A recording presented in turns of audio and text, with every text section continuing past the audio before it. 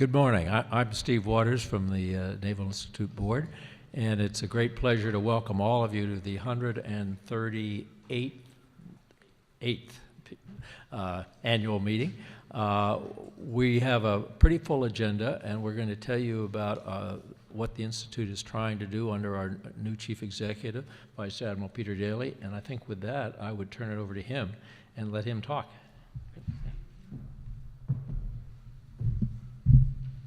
Thank you, Steve, and Steve, also want to thank you for 8+ years of voluntary service on the Foundation and the Naval Institute Board. I appreciate that very much. Well, good morning. It's great to see you all here today.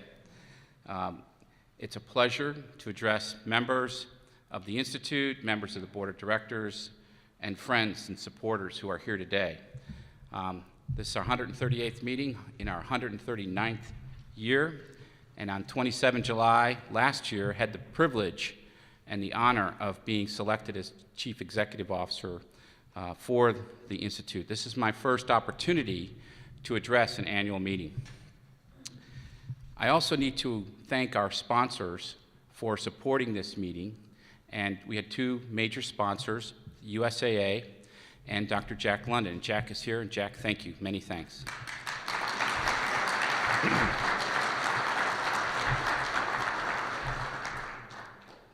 This morning, we're going to discuss the course of the Institute, inform the members on our 2011 financial results, and also announce the results of the elections for Board of Directors and for the editorial board. Also, during our luncheon session, we're going to have Vice Admiral Bob Harward here, who's Deputy Commander, U.S. CENTCOM, and he's going to be in a conversation with Mr. David Hartman, who's a friend of the Institute and original Good Morning America host, and we look forward to that very much. So this meeting will go from now for about a little over an hour, and I'm going to keep my remarks short enough today to allow for questions, answers, and comments, because I think it's very important. This is a face-to-face opportunity. We don't get that often.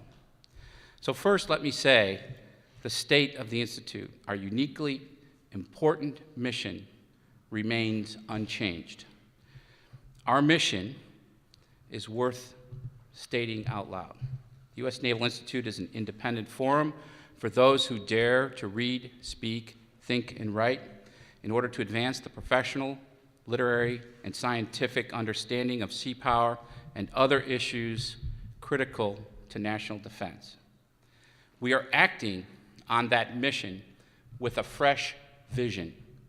Our new vision is we are the preeminent thought leader serving all Navy, Marine Corps, and Coast Guard personnel by advancing the naval profession and preserving our naval history. The Institute enhances understanding of the vital contribution of American sea power to the defense and economic well-being of our nation. Communication with you, our members, is central to our success in fulfilling our mission and acting on the vision. We don't just value your ideas, they are essential to our success. We're acting on your signal to turn, increase speed, and set off on a new positive course. In this dialogue with you, I have been very energized, and our staff, many of whom are here today, have been energized by your feedback. It's helped us immensely. We've reinstituted member meetings, a very important aspect of who we are. We had the first one out in San Diego in conjunction with our AFCEA USNI Joint West Conference, and we consider at least the halftime of this meeting today to be an opportunity to give a credit to a member meeting, and we will also have one at JWC. I think it's very important that we do this. We're advancing the naval profession. Our young members have told us they don't just want content, they want opportunities to shape that content. And that's what we're doing with our Naval Wiki. We rolled it out just over a week ago. We've had positive comments so far, but this will be content that's driven edited, and disciplined by the members themselves. We've redesigned our website. We got a lot of comments that navigating on our website was not easy. And we have redesigned it. We've added functionality like the ability of members to update their profiles online. And we've added powerful new search functions. And I think that last one you'll find pretty amazing. The ability to go in the site, find authors, subjects, topics, whichever way you want to enter it, you'll get a lot of great information more easily from our redesigned website. The integrity, the relevance, and the value of articles appearing in proceedings are receiving constant attention, and people are noticing.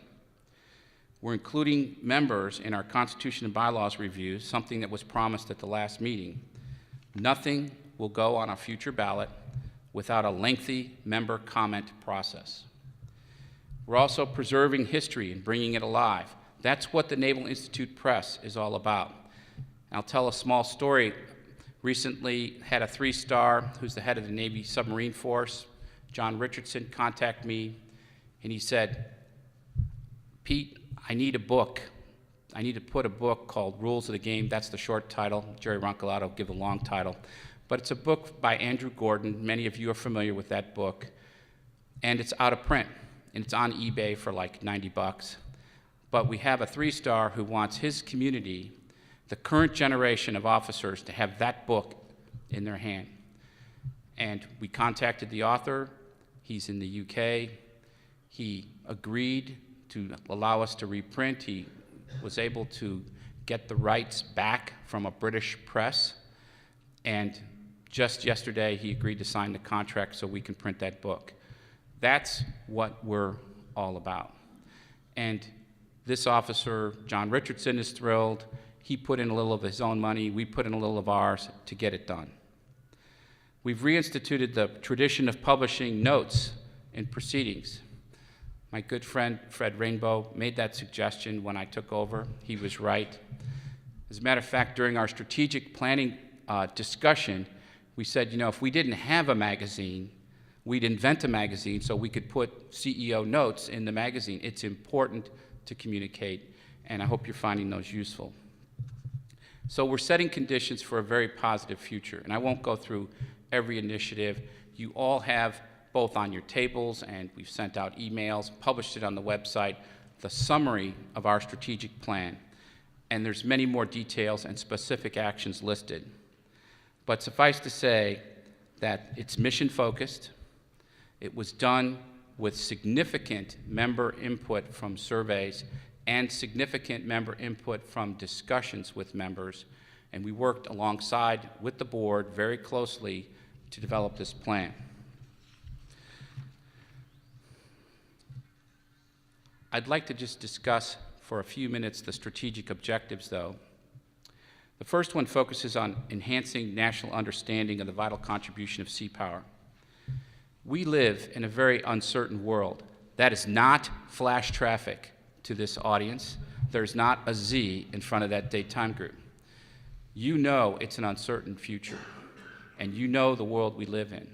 But when you combine that, plus the fact that our nation is facing an extraordinary situation today on the heels of 2 primarily land-centric conflicts, where a significant amount of the nation's wealth paid for those conflicts, and you compare that and contrast that to our domestic priorities and our ability to resource, we're really at a crossroads. And there's been a lot of discussion in the press about the fact that we've gone through recently a defense cut. But the fact is that that defense cut was one cut. There was a cut before that from the previous Secretary of Defense. That was another cut. And neither of those cuts addresses the fundamental debt deficit challenge that we have in the country. So we have a budget that's on the Hill that doesn't address the additional requirements of the debt deficit agreement, but those do have to be faced up to sometime this year, by December 31st. We in the Naval Institute, staff felt very strongly, and the board agreed, that our Naval Institute needs to be a place where important discussions are held. We don't know how this will all turn out, but it's certain that it'll affect the military, it'll affect the Navy, the Marine Corps, and the Coast Guard, and indeed have important repercussions for the nation. We seek to inform, not to necessarily persuade to one point of view, and provide a forum for those important discussions. That's what strategic objective number 1 is all about. I would tell you that I think this is a time when the work of the Naval Institute is more important than ever. Strategic objective number 2 focuses on preserving and making available naval history. President Harry S. Truman is quoted as saying, "The only thing new in the world is the history you haven't read." The nation's military history, the history of the Navy, the Marine Corps, and the Coast Guard are a vital part of our heritage. It defines our past and provides a perspective for the future.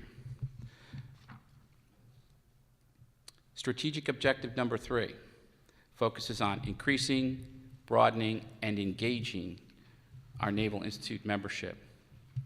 Again, one of our major challenges as we see it is not our total membership. I think our total membership for the times we live in is a fairly healthy number, just south of 50,000. We're in the 46 to 47,000 range. The key, though, is who is in that membership. And our members are mostly older, mostly Navy, and it's vital that we refresh that membership with young professionals and make the case that we don't just advance the naval profession, but we also advance professionals within that profession.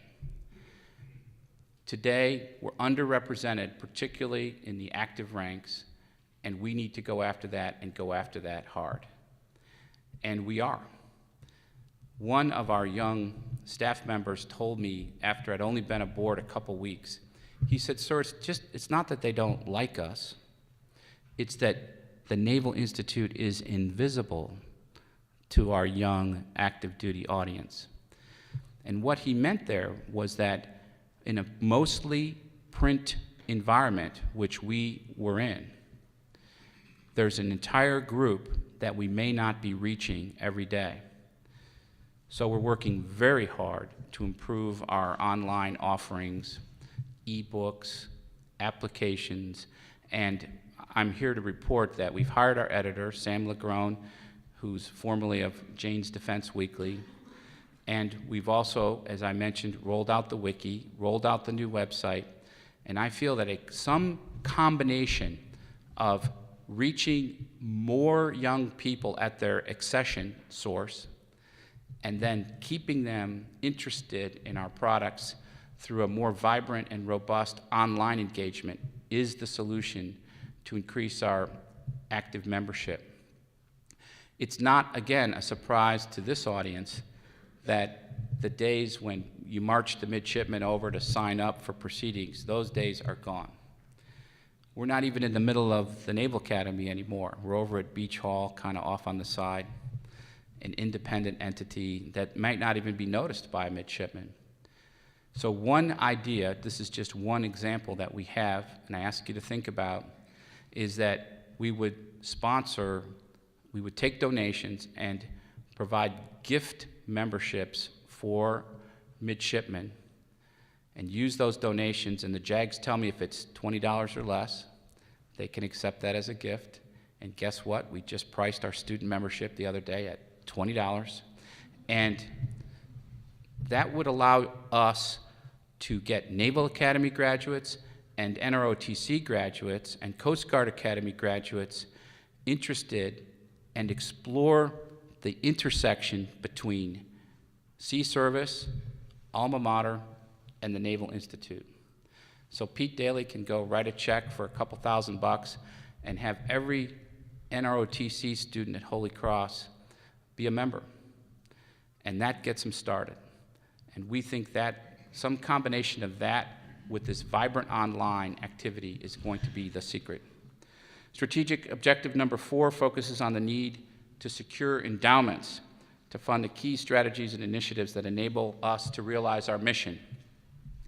We're a nonprofit. I was speaking to a group up in Boston the other night, and they said, really, Naval Institute, you don't get a subsidy from the Navy? And I said, no, we don't. We do sell books. The Navy buys some of those books, but we're not an entity that's receiving a regular subsidy from the Navy. We also need to have a sufficient size of endowment that would allow us to weather the storms. And certainly we had one of those storms with the 2008 the 2008 economic crisis. And I know many of you in the audience have 401ks that became 201ks. Well, it had a similar effect on the endowment of the Institute. And we're working our way back from that. So now I'll shift over to finances. With respect to the 2011 results, we are, again, a righted ship, underway, making way. In 2011, all our business lines, the books, the periodicals, the conferences, the heritage collection, ran very close to budget. And this is where you really want to be as a nonprofit. You know, we're like the working capital fund. Yes, I mentioned those words. But you're working close to a zero net operating result. However, in 2011, the Institute had several large expenses that were one-time in nature. And by far, the largest single expense was an increased legacy pension obligation. And many of you who are in businesses understand this, but as discount rates fall, organizations are required by law to put more money in their pension plan to make up for the fact that you're not earning as much. And we're at historic lows for discount rates. So that accounted for half our loss in 2011. We also had some one-time legal bills relating to the Constitution and bylaws work that we're undertaking and the Institute's future direction and the possible change in mission that was discussed last year. This is now behind us, and let me reiterate that the mission is unchanged. And we also had costs associated with the CEO transition. You know, as you might imagine, completion of contract obligations, severance, and such. So these large one-time costs generated a bottom line loss for us of $2.7 million. We're moving out aggressively as CEO, and I'm very optimistic about our future. I think with the initiatives that you see in the strategic plan, the specific actions, and I just want to tell you, there are metrics and milestones and dates associated with those actions. Frankly, I struggled as CEO to how much to communicate, how much to put in the strategic communication to everybody outside the lifelines and the membership, because it's all, you know, once you submit it outside the lifelines to the members, it goes everywhere. So I just want to reassure you that there are specific metrics and do-outs associated with each one of those actions. So if you're wondering, well, why, CEO, are you optimistic? It's because we don't just have a plan, but we're actually going to do it. So now let me shift to the official election results. These are the election results for Board of Directors. And I'm going to do these in alphabetical order.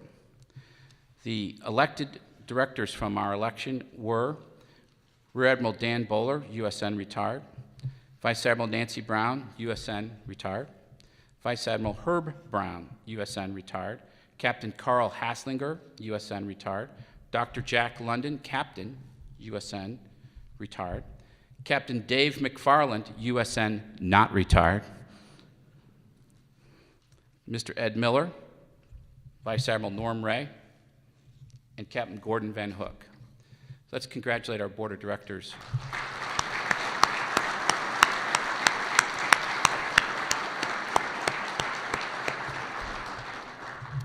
For the editorial board, we were 9 for 9, but I think it's really worth mentioning all these names. I'm very proud of our board, our editorial board composition, but they are Commander Steve Barnett, Fleet Master Chief Scott Benning, Lieutenant Commander Claude Barabee, Lieutenant Commander Tom Darcy, U.S. Coast Guard, Lieutenant Colonel Doug Dowds, Marine Corps, Lieutenant Commander Rachel Gosnell, Navy, Major Marcus Maines, Marine Corps, Lieutenant Rob McFall, Navy, and Lieutenant John Walsh, Navy. Let's give them a hand, too.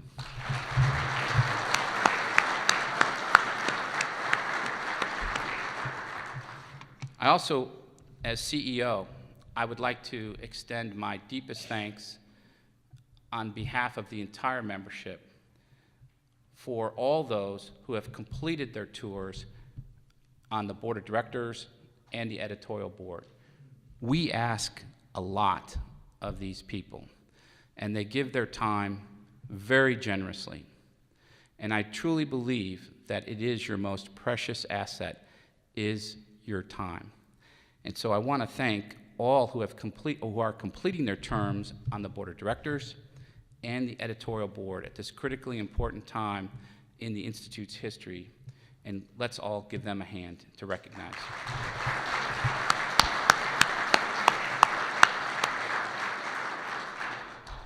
Before I open the floor to questions, I also want to comment briefly on the future of the annual meeting. Received a lot of feedback as CEO that the annual meetings need to return to a more serious content. We used to have a format that was sometimes over a day long. That might be too long, but we evolved in the past few years to a very short business meeting that was not particularly well attended. We are returning to a broader format this year.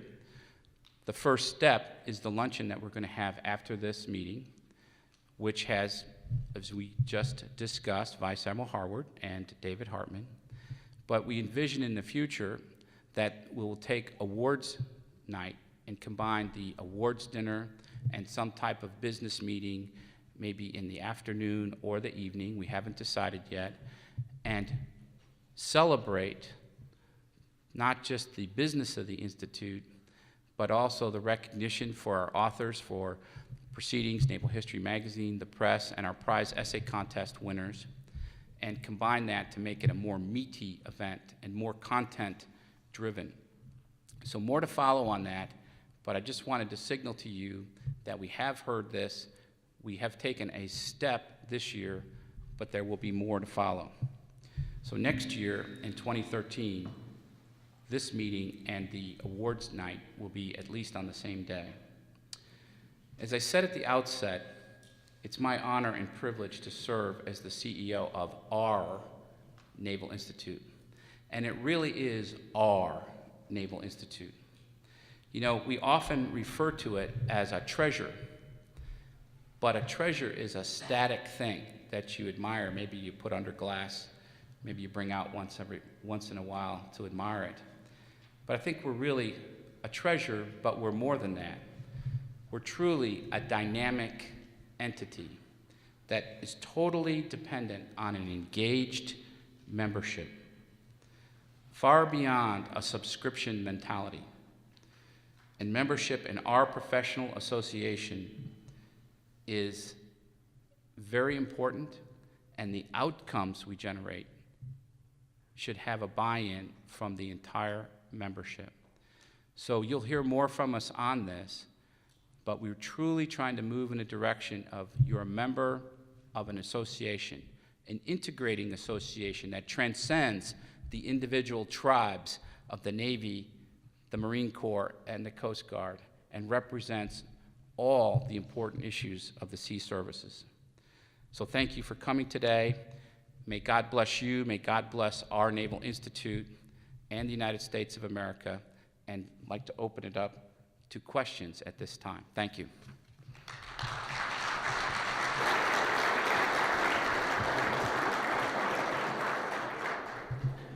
Yep. Admiral, we have a microphone if you wanted to come to the mic. It's right there on your right. Thank you for the change in format and for your eloquence. It's to be expected for a person born and raised on the north side of Chicago. Thank you, fellow north side of Chicagoan. This question I hope you will not take as impertinent, but could you assure us that the newly elected Board of Directors subscribes fully to the new mission and vision statement just announced? Well, I can tell you that we haven't, having just announced them, we haven't had our first meeting, which we expect to have on May 1. But I'm very confident, Admiral Dunn, that they're signed up for that. And indeed, the board whose term is just ending had come to that conclusion, had given guidance to the staff to proceed with the current mission statement, to develop the strategic plan. And so I think the old board, and from talking to individual members on the new board, I'm very confident that that is the case. Other questions? Sir? Yeah, Admiral, you mentioned several times the term sea power, and you said the Navy, the Marine Corps, and the Coast Guard. And I don't mean this to be frivolous. Where's the merchant marine? You know, it's part of the sea power of the state. I mean, there's a column in these May issues that talks about the merchant marine. Right. Right. Well, certainly, we don't mean to exclude the merchant marine, and indeed, you've just cited the fact that we've addressed those topics many times. And I think it's also going to be very important for me when we talk about national understanding and valuing of the contribution of the sea services, that people in the maritime industry are going to be right there with us. But we had a pretty good discussion on this, and what we decided was that the focus, the major focus of our brand, if you will, is on the uniform services of the three major services, Navy, Marine Corps, Coast Guard. We didn't mean to exclude, but we think that it spreads us thin to, where do we stop? So we focused there. We will continue to address those issues of the maritime industry and the maritime services. Clearly, we have common interests at several levels, but we're focusing on the uniform services of Navy, Marine Corps, Coast Guard. It was a matter of focus. Gentleman over here. Sir. If I can stand up. Good I morning. have a grandson who's a plebe at the Naval Academy. And I can tell you from my experience talking to the midshipmen, and I've been dealing with them for a number of years, they don't know a darn thing about the Naval Institute, and they've never heard of the proceedings. I really would like to see a strong emphasis on correcting that problem. As you mentioned, the Naval Institute's right there in the yard, and yet they don't know anything about it. Well, thank you. I absolutely agree with your point, and I've got that in my job jar to correct. And I think that we have some actions and strategies that will turn that. And I would like to mention again that I think one of the things that's going to be a part of that mix is that we look for some sponsorship for memberships for our MIDs. It's very interesting. I was talking to one of our pretty well-heeled members the other day, and if you really add up all the commissioning sources for just the officers, so if you go Coast Guard Academy, plus Naval Academy, plus all the 58 NROTC units with the 5 maritime units attached, you get to about 5,000 people, give or take, which is every Coast Guard officer, and I'm including OCS in there too, but every Coast Guard officer, every Naval officer, and every Marine Corps officer. Now, we're not just about officers, but I'm focusing on this as an example. That's only 5,000 people a year. And I think our membership could help fund memberships for them to gain that first foothold. And then from there, it's all about the online piece. I mean, how many people in here have a 17 to 22-year-old anywhere? Okay, I've got some hands. I'm telling you, this is a group that if you put a printed magazine in their hand, it's like you put water on the Wicked Witch of the West. It's like unbelievable. And I can't call my son, I have to text him. Phone calls are out. Printed magazines are way out. So we do, sir, you're exactly right, have to get on the map with this group and then keep them there by other means. And I'm very mindful of the fact that I've got a very loyal, very passionate membership that's on the other end that you couldn't get them to give up their printed magazine until you pried it out of their dead hands. So the bottom line is we've got to do both. And I'm very mindful of that, and I owe you more. Thank you. Any other questions? Norman? Brief statement instead of questions, sir. Absolutely.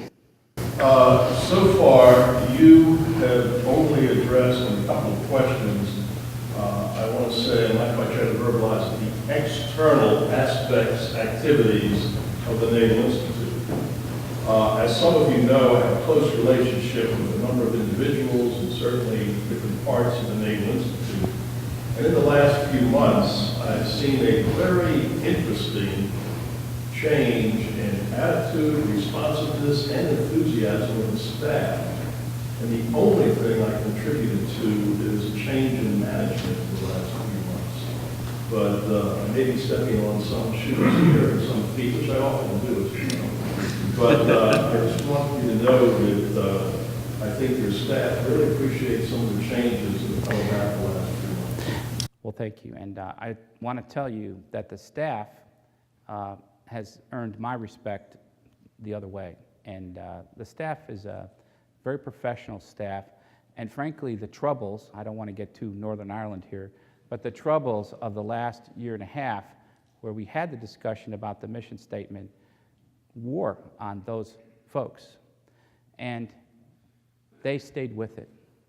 And I admire that. You know, it's the old thing, you find the most out about people when everything's not going well. And I think they really showed up. And then I owe you, Norman, like I owe Admiral Dunn, you know, that payment that I promised you for positive comments. Thank you.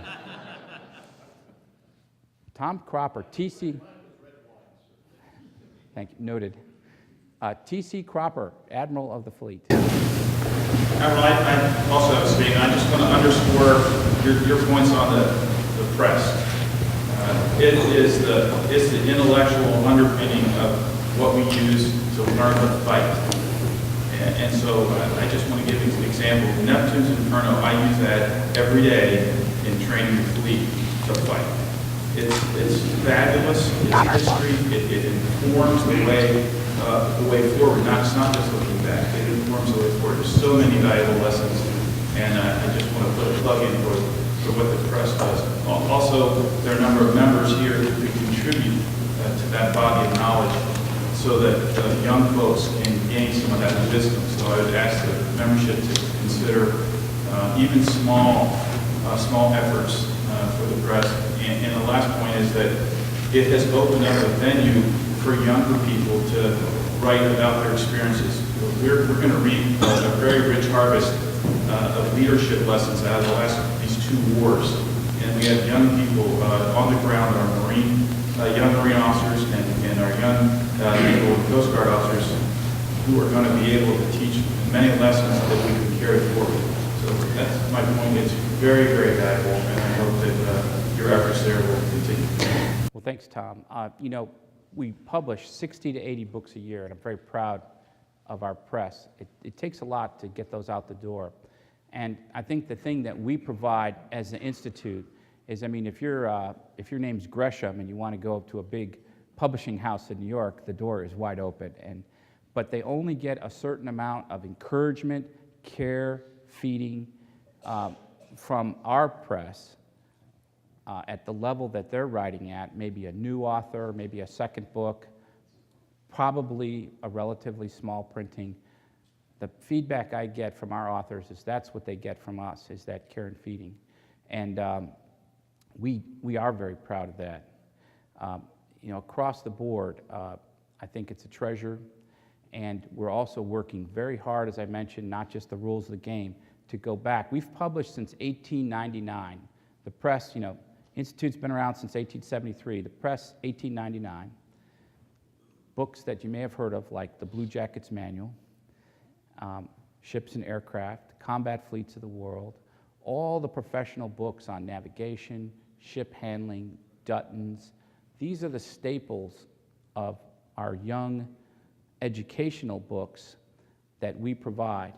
But also, there's the other piece, which is the stories that need to be told and preserved. I'm very proud. I met yesterday Elliot Carlson, who wrote that terrific biography on Joe Rochefort. There never had been a proper biography of Joe Rochefort. That's what we should be about. And finally, we have the examples like The Rules of the Game and the book that you mentioned that I don't think we published. I don't think we did Neptune's Inferno, did we? No, we own the bibliography. We own the bibliography? Touché, Richard.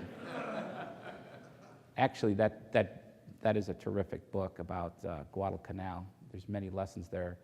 But the fact is that history can teach us a lot. And if we don't preserve it and put it in the hands of the current and future generations, nobody will. So thanks, Tom. That was terrific. Sir, Robbie.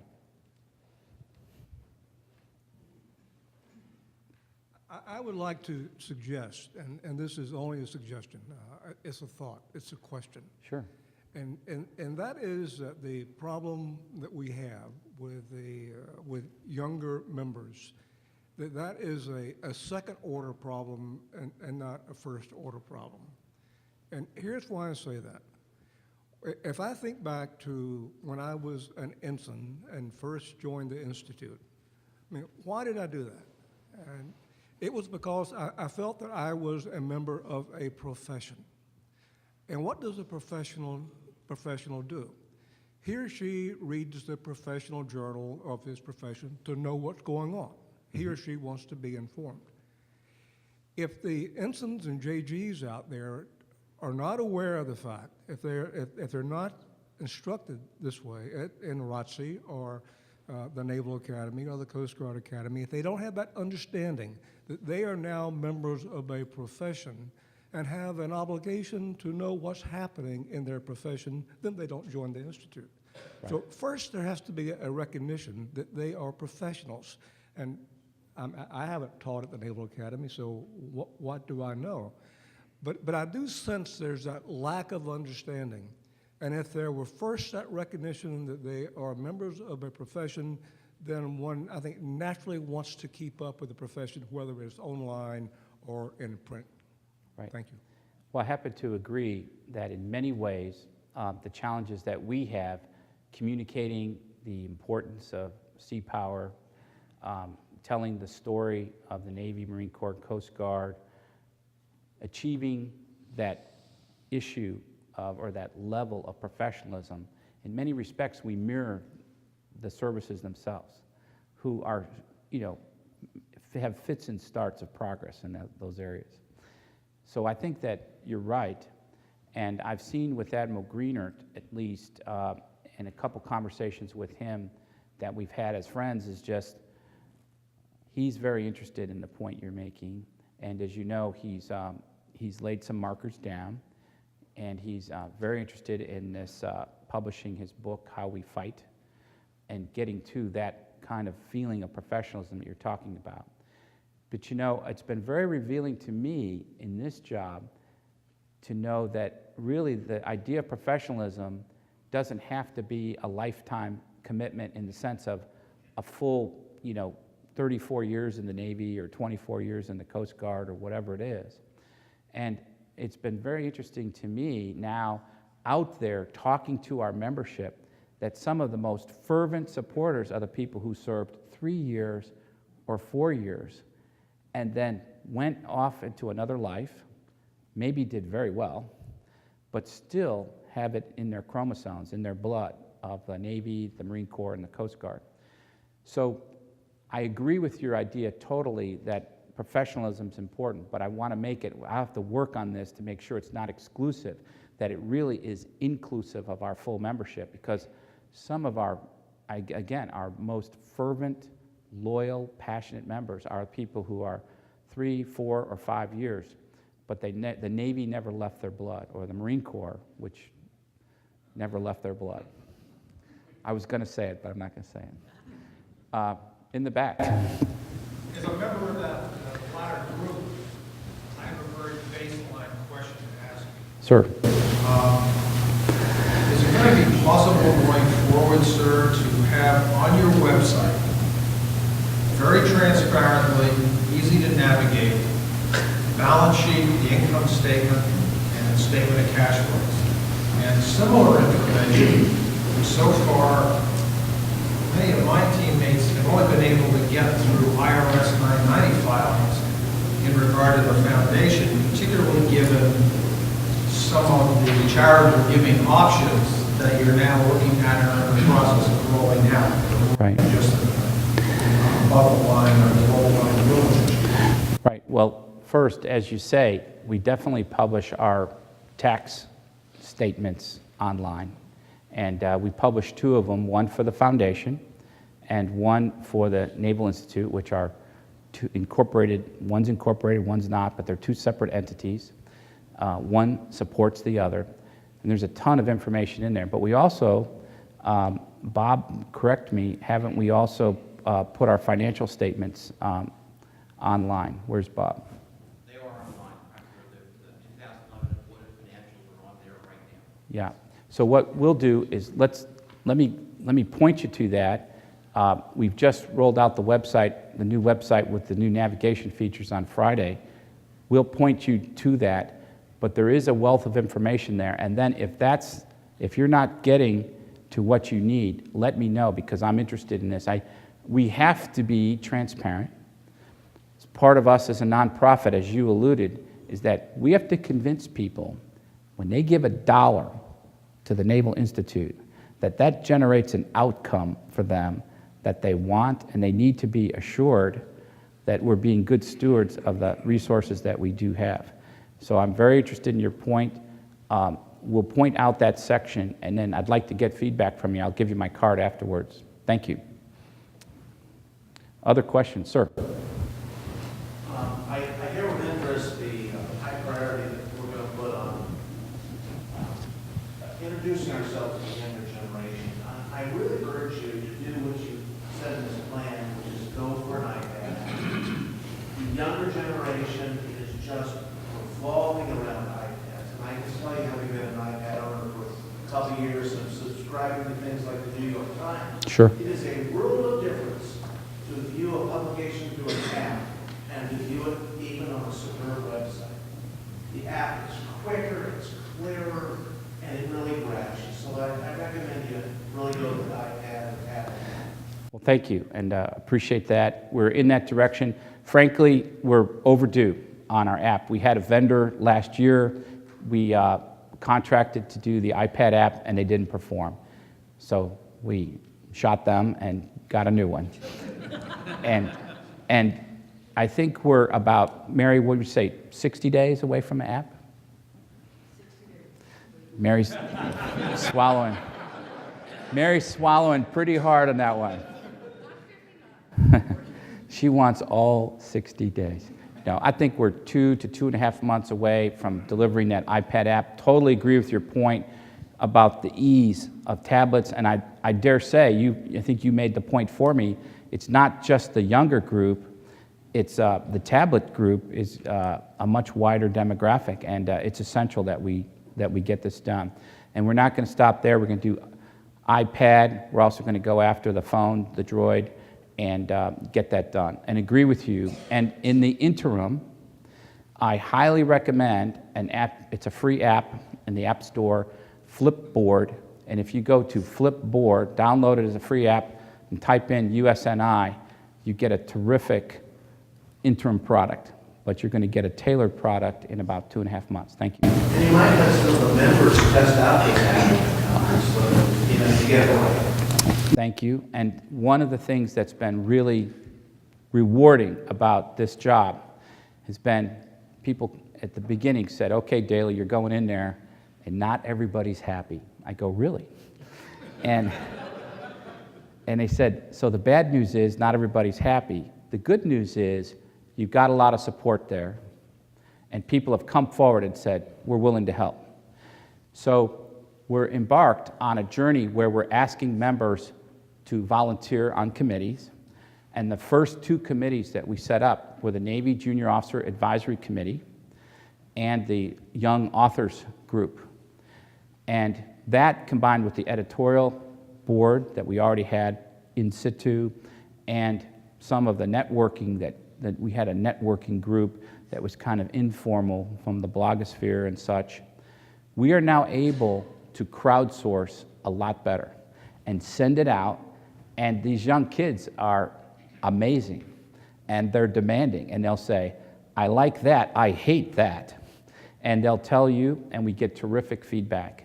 And we're also going to expand this group approach. I need to get to Marines, Coast Guard, and I'd like to set up an enlisted advisory group and a membership advisory group. So I'm working down my list, but you're right, hugely valuable to crowdsource it. I was up in New York doing fundraising stuff, and I went and saw this gentleman who had a wonderful office overlooking the Statue of Liberty, and I said, hey, nice view. He goes, yeah, I own the building. And he said, I've been reading these CEO notes, and I want to know, how do you get, if you're trying to reach young people but you don't have young people, how do you build stuff for young people and know you're getting it right? And I explained just what I explained to you. And he was writing this all down, and I'm hoping I get a fee for that one. But the bottom line is, yes, these folks are difficult to please. You got to get them online, but the engagement is huge. And so you're right, and we're doing it. Sir. Morning, sir. Kurt Haggard, retired Master Chief.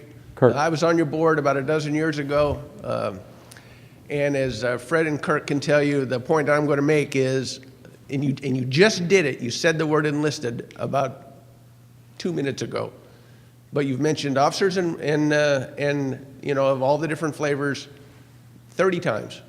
But if you don't capture the petty officers, think it and speak it and write it, and the chiefs, you're really missing the boat. Pardon the pun.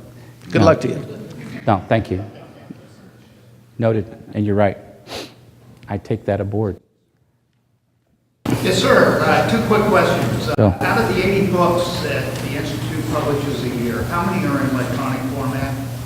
And the second question, back to the midshipmen. How many events does the Institute sponsor a year for midshipmen at the Naval Academy? Okay, great questions. First, we're over 100 ebooks now. Where's my publisher? Okay, we're up over 100 ebooks. This year, of this year's titles, Bill, how many would you say are E? We're looking at about 40, and they represent all of the trade titles, not necessarily all the professional titles. Okay. Did everybody hear that? 40. Emphasize the trade titles first, but 40. And we're publishing 60 to 80 a year. And as far as the midshipman events go, we're working very hard on that. First, we've worked into a very good collaborative arrangement with the Naval Academy to co-sponsor a conference with them each year.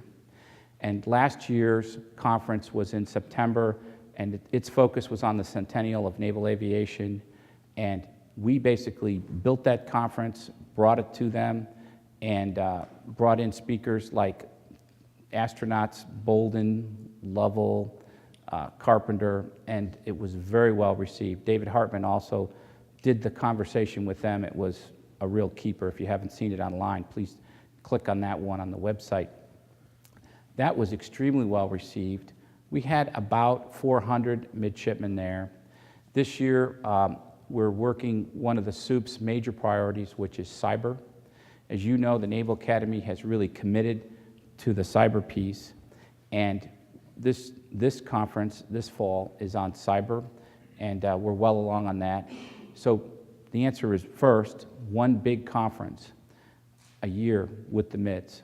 Secondly, we're doing things like showing up at service selection night and showing up at I-Day to get back into the regular battle rhythm of the Academy. And third, there's special events. It's kind of an offbeat thing, but one of our authors wrote a book about ghosts and Beach Hall, because Beach Hall, where we're at, is part of the old Naval Hospital, and there's some myth, legend, and lore associated with that. And Eric Mills, one of our staff, who's also one of our authors, wrote a book on that. Ghost hunters came and did a whole show on Beach Hall, filmed it, and they're going to roll it out in the next couple weeks.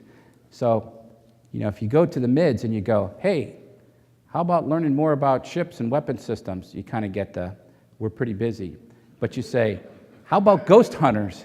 And they go, cool. So we're having, we've convinced the brigade to have a movie night with us as the host. And it's going to be events like that rebuild this relationship.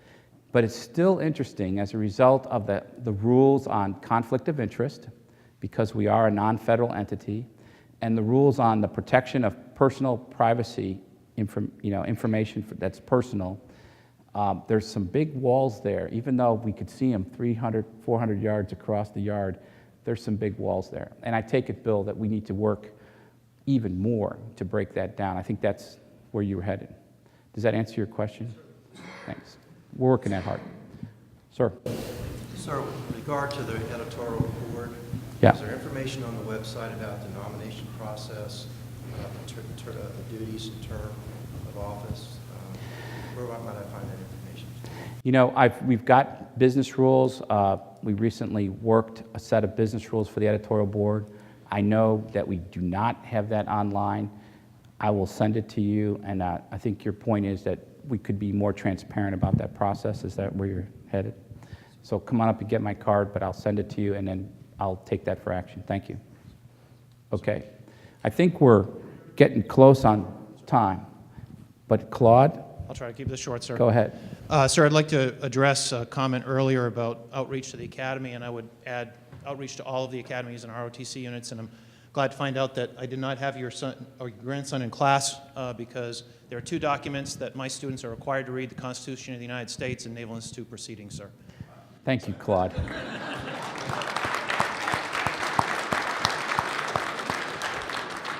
Sir, I just want to also just thank the Naval Institute, because one of the things that we have done in coordination with the Institute, at least I have, the Naval Institute has sponsored and hosted a number of events at the Naval Academy, worked with them through a Warrior Writer Forum in which over 700 midshipmen attended at night voluntarily. None of them were required to attend a class, because these were three of the authors were under 30 who had written either a book or articles, including Dave Danello, who wrote for Proceedings, and all of them came out inspired from that. We've had other events during the daytime, piracy experts or other maritime non-governmental organization experts who have come in, and those have been reflected on Naval Institute's blog. We've had a video recently that certainly entertained a lot of comments, pro and con. So I just wanted to let you know that those things are working with the midshipmen from my perspective, and I would hope that we are able to do that throughout the country with the other ROTC units and the other academies, sir. So thank you very much. Thanks, Claude, for those additional examples. Appreciate it. Claude's an instructor at the Academy and a member of our editorial board. I'm getting the high sign here. We need to shift. I just wanted to mention, since we were talking about young kids, had 3 young authors from the class of 2002 Naval Academy in my office yesterday, and the class of 2002 is writing a book that highlights the stories of that class, the first class that graduated after 9/11. Over 60 members of that class have been lost in the last 10 to 12 years. And if you look at that group and look them in the eye, you've never seen a more committed, proud, loyal group of Americans. And the fact that these young Naval Academy grads came to us and said, we want to tell our story of the class of '02. Makes me proud as a member of the Naval Institute, makes me proud as an American, and I wish you could have all met them yesterday, but it's an example of a book project. Rick, when's that one going to be? Is that like September? September book. And what's the title of that book? Do we have a title for it yet? In the Shadow of Greatness. Thank you. With that, Mr. Chairman, I propose that we conclude. Thanks. Thank you all for attending. The Institute does need your ongoing support. Coming today shows that, but it needs your help between now and next April. I think you probably saw why Vice Admiral Daly was elected unanimously by the board as CEO. We feel very lucky to have him. I think all of us as members are lucky to have him. And I would like you to, if you would, join me just in a short round of applause, both for him and for the staff who really make the place continue to go.